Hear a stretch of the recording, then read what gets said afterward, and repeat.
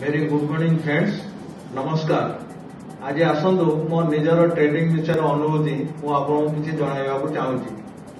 आज गुरुवार मे 2 तारीख निफ्टी इंडेक्स आज हूँ एक्सपायरी डेट। आज मु 10:02 रु ट्रेडिंग आरंभ कली एवं 10:44 मध्य 5टी ट्रेड नवा को सक्षम हेली।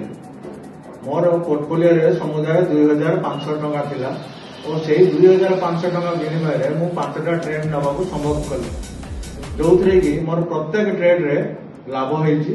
आ लाभर परिमाण हूँ 595 टंका।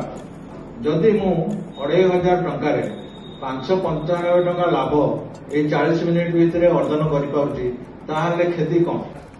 आज मोर जो 20% लाभ बाहर यह केवल संभव है ग्राफ्सन ट्रेडिंग कैफे पाई। आपण माने जदि यार सुजोग नवा चाहती निम्नलिखित नंबर ही जोगाजोग करो।